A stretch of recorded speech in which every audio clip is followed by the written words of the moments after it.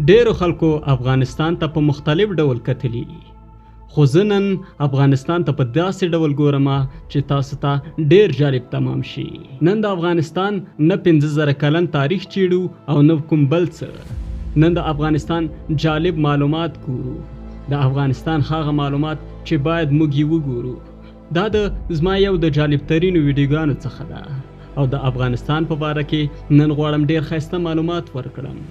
نو له ما سره پاتې شئ. لومړی د هر څه نه مخکې د افغانستان ملي بیرغ ته ګورو. 3 رنګه تور، سور، شین او په منځ کې 2 دانې بیرغونه. دا بیرغونه د 2 ملکونو په منځ کې پیدا کیږي چې یو افغانستان دی او بل یې هایټي. په دغه 2 ملکونو کې دا بیرغ تاسو پیدا کولی شئ او په دواړو کې 2 دی. بل پکې جماعت او بله کلمه ګورو او د افغانستان د آزادۍ تاریخ پکې ګورو. افغانستان پوهیږم اسلامي بیرغ هم لري، په هغې بیا غږیږو ځکه چې هغه یو اسلامي بیرغ دی. موږ ته دواړه مقدس دي. او د افغانستان نور معلومات ګورو. افغانستان په آسیا کې دی چې 6 ملکونو سره همسایه دی. او د افغانستان په باره کې یو د جالبو معلوماتو داغه لاستی دی. دا سوال د خلکو په ذهن کې ډیر پیدا کیږي چې داغه لاستی چی شی دی.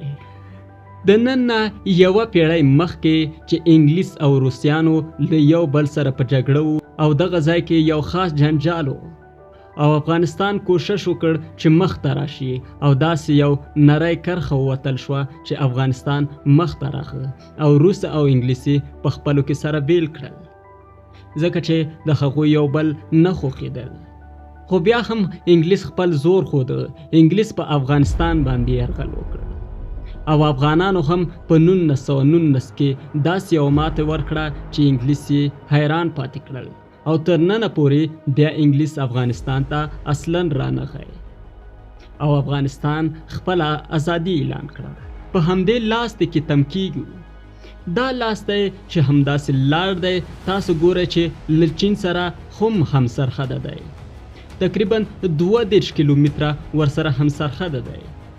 32 کیلومتره دومره شی نه دی، خو دا چې یو بل ته سامان پرې ولیږي او راولیږي بیا ډیر شی دی. افغانستان 4 فصلونه لري چې دا ډیر ملکونه نه لري او دې 4 فصلونو ورته ښې میوې او نور شیان ورته په برخه کړي او ښه زراعت لري. او مشهورترین اول نمبر جلغوزه په افغانستان کې پیدا کیږي او اول نمبر انار او همدارنګه زعفران کولی شو لومړی درجه په افغانستان کې پیدا کړو. افغانستان مونږ ګورو چې غرونه دی. له هوارې ځمکې غرونه ډیر دي او همدا غرونه ډیر معدنونه هم له ځان سره لري چې ډیر د پیسو ارزښت لري. افغانستان 14 قومونه لري چې ټول په ملي صورت کې ذکر شوي او همدارنګه افغانستان 2 لوی قومونه لري، پښتون، تاجک.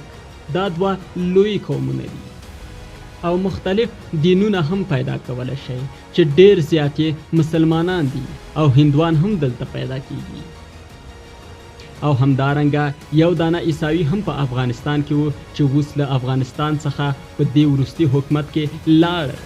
هغه یهودي زابلو سیمنتوف نومیده چې په افغانستان کې تر اوسه پورې پاتې و او افغانستان یې ډیر خوښېده.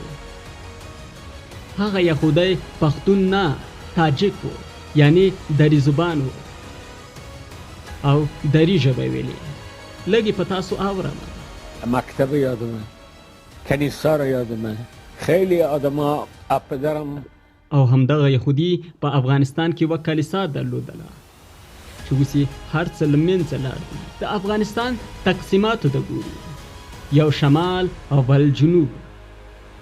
شمال یې روسیانو بیل کړ او جنوب یې انګلیس بیل کړ چې ډیورن کرښه یې د پښتنو په منځ کې وباسله او 80 میلیونه پښتانه له یو بل څخه جدا کړل. دا کرښه په 1893 کال کې یو انګلیس چې مارتین ډیورن نومیده دا کرښه وباسله چې تقریبا 80 میلیونه پښتانه په 2 ځایه بیل کړل. دا خط رسمي دی خو پښتانه دا په رسمیت تر اوسه پورې نه پیژني. وای دا خط موږ نشي جدا کولی. او د دې خط او مرز په باره کې که نور معلومات وغواړئ یو د خطرناکترینو مرزونو د دنیا دی.